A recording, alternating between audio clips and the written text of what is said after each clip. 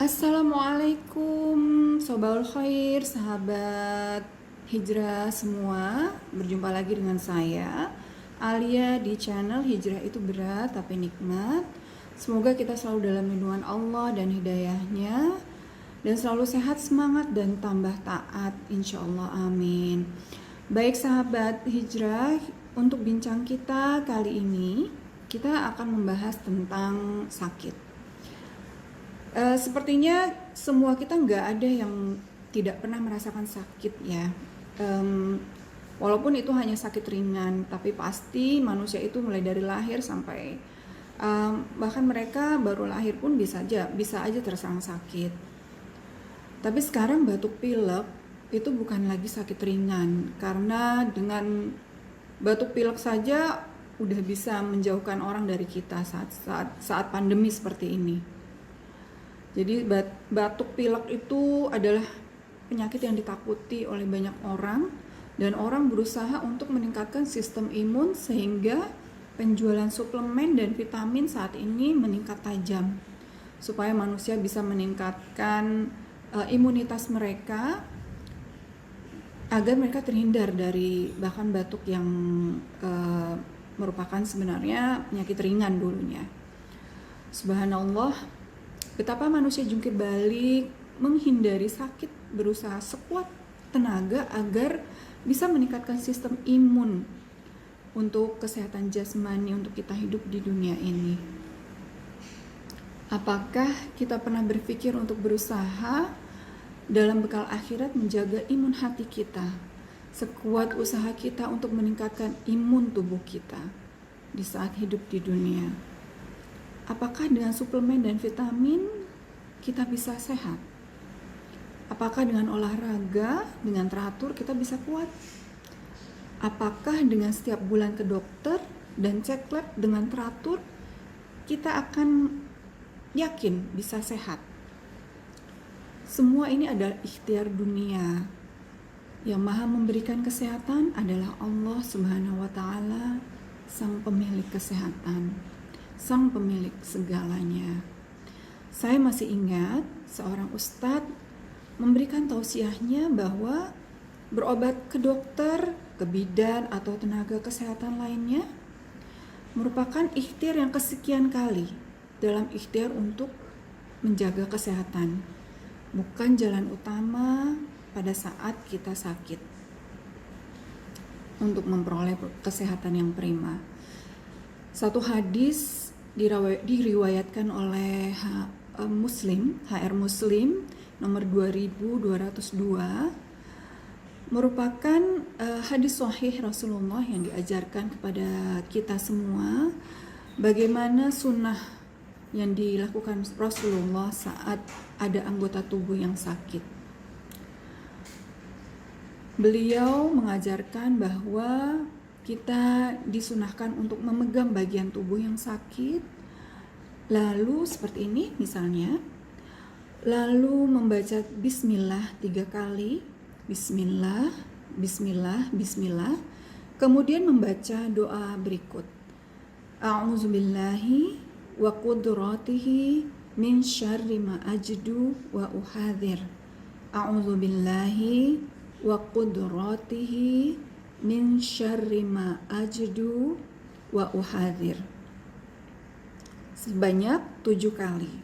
Jadi bismillah 3 kali, doa sebanyak 7 kali, kemudian kita meminta, memperkenankan Allah atas doa-doa kita. Artinya dari doa tersebut adalah aku berlindung kepada Allah dan kuasanya dari keburukan yang sedang aku rasakan dan aku khawatirkan. Pengalaman pribadi saya saat kemarin melakukan vaksinasi COVID-19, vaksinasi pertama alhamdulillah bisa berjalan lancar, tekanan darah normal dan semuanya berjalan lancar, sampai 1 bulan kemudian saya harus melakukan vaksin yang kedua untuk melengkapi vaksin yang pertama. Nah, pada saat sampai di tempat vaksin yang cukup jauh jaraknya dari rumah, Tiba-tiba saat diperiksa untuk melakukan vaksin oleh dokter, tensi saya ternyata cukup tinggi. Dicek pertama kali 163/90. Kemudian dokternya berusaha untuk tenang dan menyuruh saya untuk minum air putih, mungkin karena lelah perjalanan jauh. Walaupun itu di mobil, tapi mungkin agak stres. Akhirnya saya disuruh minum dan saya mulai minum. Setelah itu kita istirahat sebentar dan dicek lagi yang kedua kalinya. Ternyata qadarullah tensi saya semakin tinggi, 183/90. Akhirnya setelah ditunggu beberapa lama, tensinya tetap tinggi tapi masih bisa divaksin di 160/90. Bismillah, akhirnya saya memberanikan diri untuk vaksin. Tapi setelah itu malamnya saya merasa badan saya kurang enak, tidak bisa tidur nyenyak, sholat itu tidak nyaman. Lalu saya berusaha tidur dan esok paginya saya ke dokter untuk cek dan konsul saja, karena saya udah berusaha tetap merasa badan kok kurang fit. Di saat dicek oleh suster ternyata tensinya masih 171/100. Alhamdulillah ala kulli hal. Lalu menunggu dokternya yang lama, akhirnya saya meminta izin pulang untuk menunggu di rumah, kemudian nanti balik lagi, dan alhamdulillah diizinkan oleh susternya. Kemudian saat saya di rumah, saya mengamalkan doa ini, Bismillah 3 kali dan membaca doa sebanyak 7 kali dengan memegang dada saya. Lalu saya minum kunyit asam yang ada di rumah saat itu dan memperbanyak zikir sambil menunggu konsultasi dengan dokter. Lalu setelah giliran saya berkonsultasi dengan dokter internis, kemudian dokter memeriksa manual tensi saya karena pada saat tadi saya diperiksa tensi saya sangat tinggi, cukup tinggi malah. Kemudian Masya Allah, saya tapi tidak merasakan apa-apa lagi setelah saya balik dari rumah. Kemudian dokter memeriksa tensi saya dan alhamdulillah beliau memeriksa berkali-kali sampai sepertinya tidak percaya. Dan akhirnya beliau bilang bahwa tensi saya sudah 130/80, di mana tensi normal. Kemudian dia tidak yakin, dia minta susternya untuk memeriksa, dan susternya pun menginformasikan hal yang sama, tensinya sudah normal dan denyut nadinya sudah di bawah 100. Alhamdulillah. Itu pengalaman saya dengan sunnah. Allahu Akbar, jangan pernah tinggalkan sunnah. Baca doa dan ikhtiar, insya Allah kesehatan diberikan oleh Allah yang maha memiliki segalanya. Kadang kita meninggalkan sunnah dan lebih percaya teknologi dan ilmu pengetahuan. Padahal semua ilmu itu adalah milik Allah. Allah pemilik tertinggi dari segala ilmu yang ada di dunia ini. Sunnah-sunnah doa saat sakit harus kita hafalkan.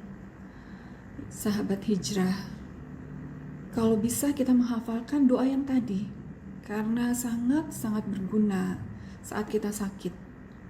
Dan mulai biasakan meminta kesehatan dulu kepada Allah, kemudian baru ikhtiar dunia. Jangan sebaliknya.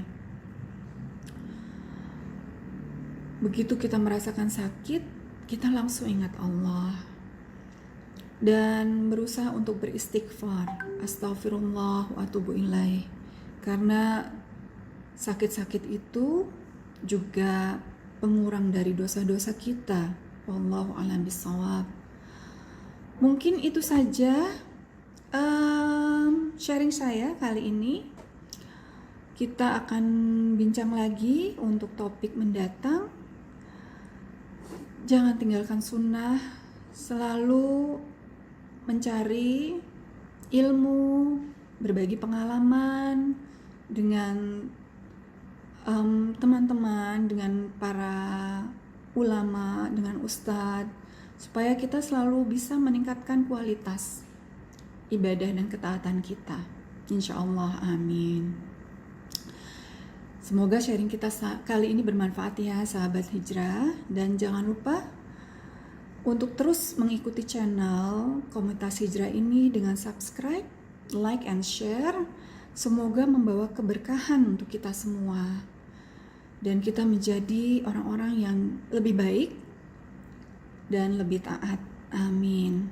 Yuk komen pengalaman-pengalaman sahabat hijrah semua yang mungkin bisa juga menjadi asbab kebaikan untuk sahabat hijrah lainnya.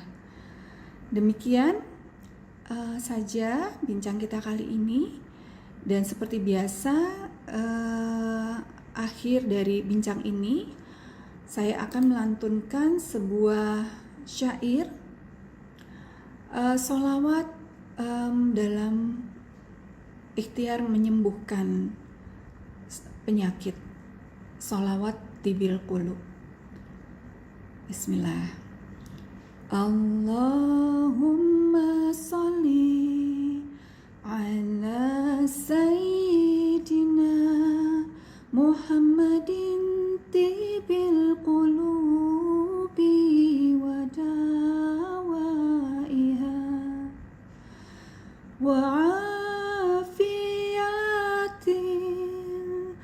abdani wa shifaiha wa nuril absari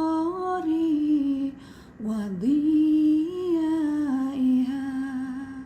wa ala alihi wa sahbihi wa sallim. Assalamualaikum.